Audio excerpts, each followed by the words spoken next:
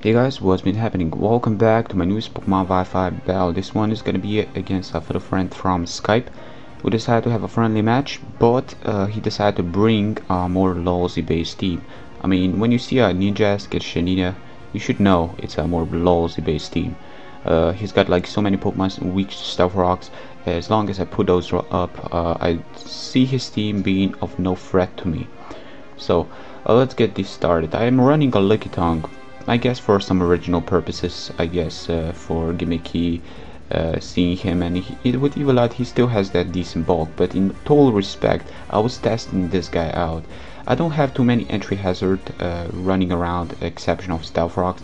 Yeah, my main plan was to put up toxic spikes on some of my other guys, one of his guys, and try to play around with entry hazards. But this is a testing team, so I want to test it out a little bit more before I start making it perfect.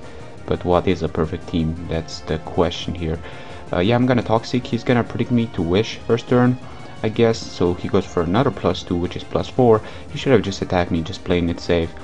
Shedinia really isn't a threat. I have few pokes that can deal with it, even with +4.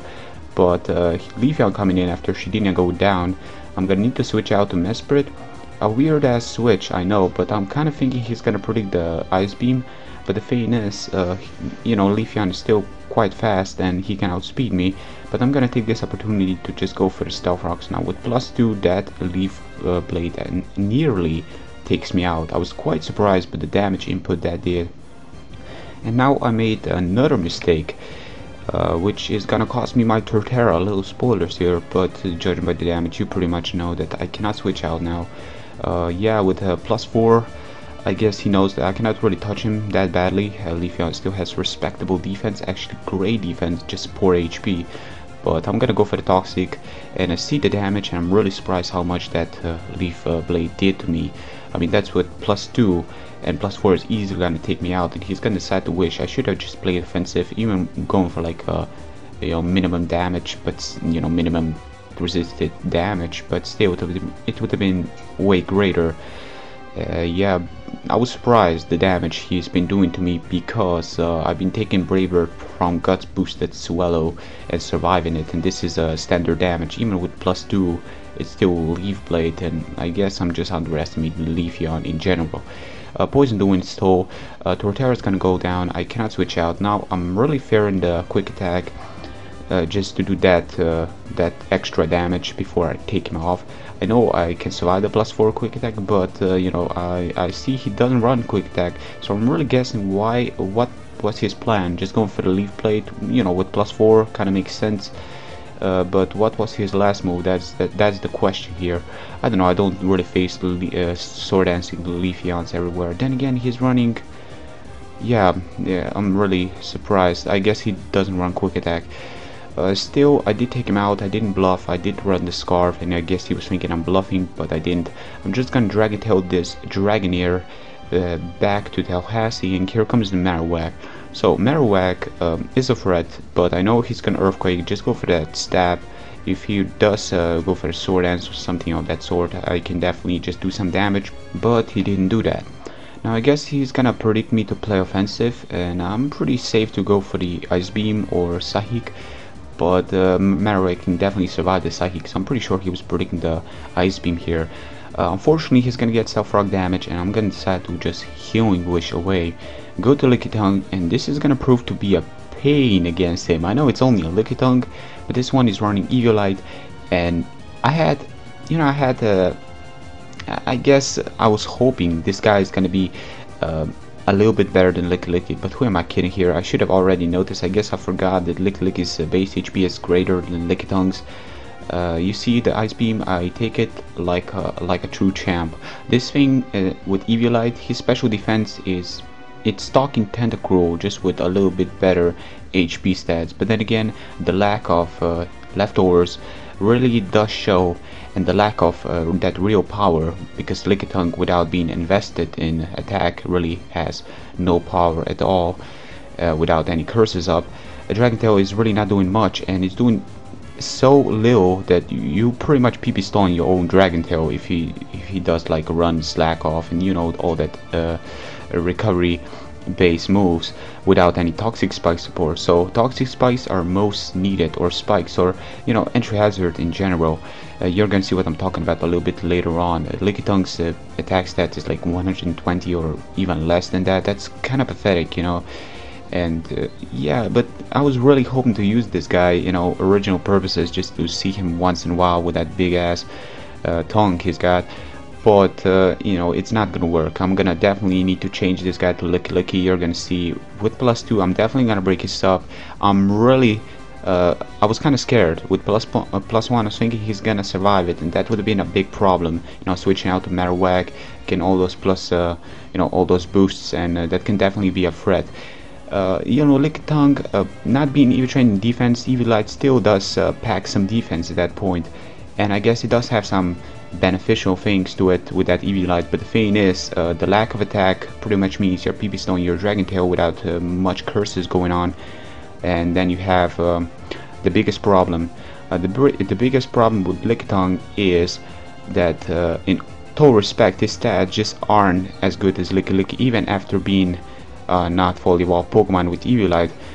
Curse can definitely work with Licky, and I know Licky's special defense isn't as great as Lickitung's with Evilite, but the thing is, with leftovers and that greater HP stat, you can definitely easily bypass that problem.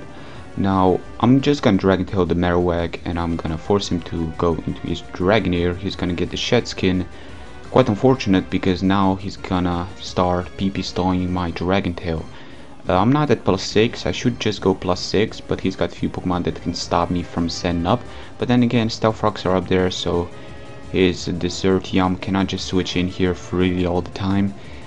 Wow, look at that, Shed Skin, Dragonair, proves to be quite bulky later on, you're gonna see. He's gonna Waterfall, but that's really not doing much at all. What was that, like leftover damage, if I would have been running those, but still, Evilite, why wouldn't I run Evilite? Just for that additional special defense bulk. Still, I'm just gonna rest, and this is pretty much the same moveset Licky's running. Just testing out, I guess, but again, definitely just going to switch this guy and switch him with Licky for that additional HP as well as leftovers. Definitely a helping hand in these certain situations.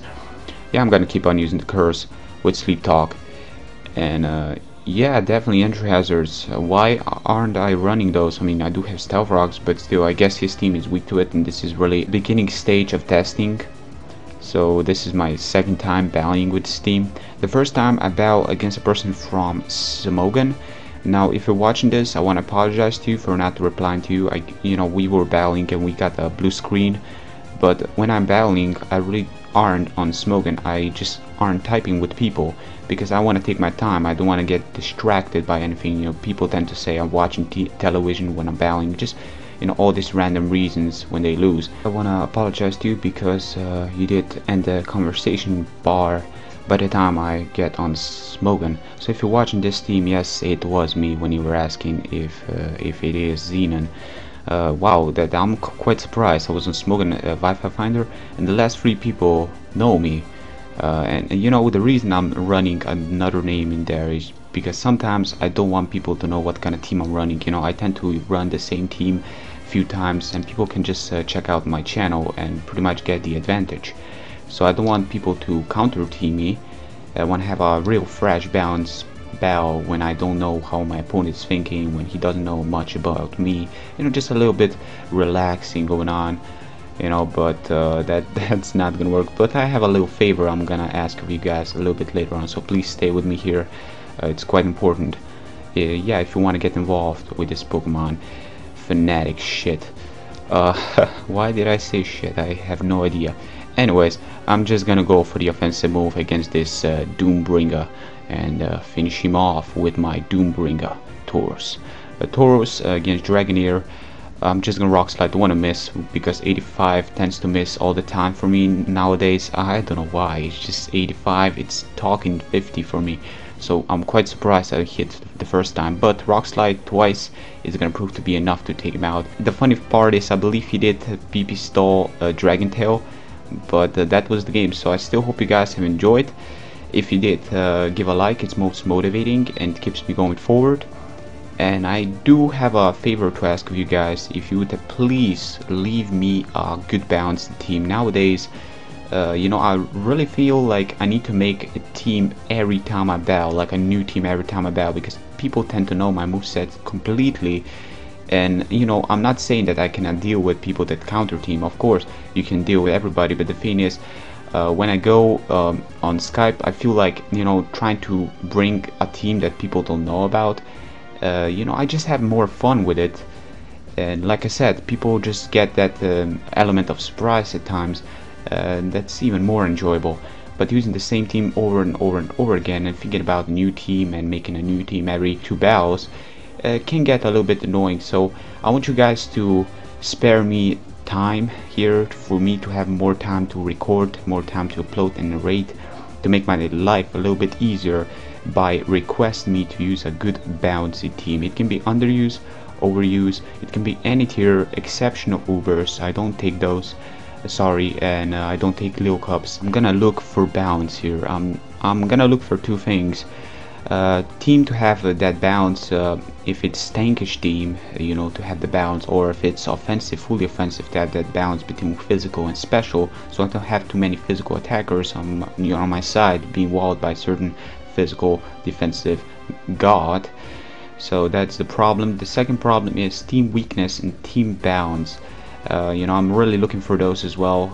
Even if it is offensive, I still would prefer to not have too many common weaknesses, like stealth rock weaknesses or a certain type weakness, because those tend to play bad in a game, especially if you're facing a really skilled player. If you have too many weaknesses, you can definitely play around those, especially with team preview nowadays. So I'm gonna really look for some team weaknesses. Then I'm gonna look for some balance in a team. So those teams that really strike my eyes, I'm gonna use. I'm definitely gonna give you credits. If you can put up a gimmicky set, one in a team. Don't bring 6 Pokemon gimmicky. Don't start saying stupid things like 6 Feebasses, or, you know, just crazy stuff like that. I really want you guys to be serious about this and request me some, you know, some good teams. This would have proved to be a really big time saver, and I would appreciate it if you guys would have helped me out with this one. So that's gonna be all for today, guys. Hope you have enjoyed. Until next time, take care, people.